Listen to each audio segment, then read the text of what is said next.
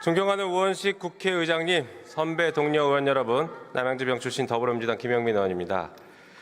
저는 오늘 이 자리에서 검사징계법 개정안에 대해서 찬성하는 입장을 밝히고자 토론에 임하게 됐습니다. 먼저 반대 토론에서 나왔던 논거 몇 가지만 좀 반박해 보겠습니다. 내란을 극복하는 것이 통합의 저해가 되는 일입니까?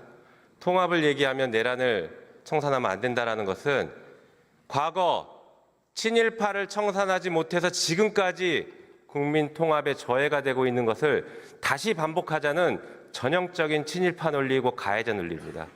말도 안 되는 일이고 내란을 청산해야 그 진실 위에서 통합도 이루어지는 것이고 정의가 실현되는 것입니다. 국민들은 그것을 바라고 이번 대선에서 그 선택을 했습니다.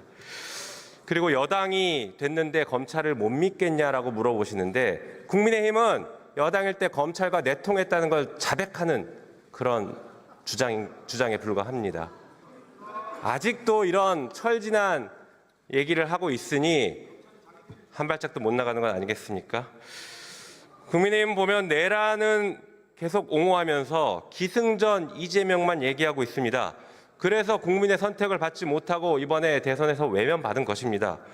오죽하면 국민의힘 연설자들도 입만 열면 이재명 얘기만 해서 그랬는지 연설장에서 이재명 후보를 지지해달라는 얘기를 습관적으로 얘기하고 있지 않습니까? 이게 현실입니다. 정신 차리시기 바랍니다. 자, 지금 이 시대의 대한민국 정치의 지향점은 사람답게 사는 세상을 만드는 것입니다. 그것이 어떤 세상이냐? 잘못한 사람이 있으면 지위 고하를 막론하고 처벌받는 상식이 이루어지는 세상입니다. 한편 억울한 일이 생기지 않아야 하고 만약에 억울한 일을 당했다고 하더라도 국가의 시스템에 의해서 억울한 일을 해결할 수 있다는 신뢰가 있는 세상, 그것이 바로 사람답게 사는 세상의 출발점일 것입니다. 오늘 그걸 실현시키는 방법이라고 생각합니다.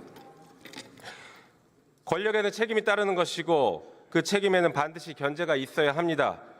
법무부가 행정부의 한 축으로서 검찰의 독주를 막을 합당한 책임과 권한을 지니게 할 필요가 있습니다.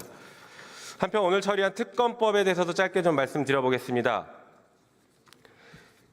지금 한덕수, 최상목 이 두 명이 내란 혐의로 수사당국에서 출국 금지 조치를 받고 조사를 받고 있습니다.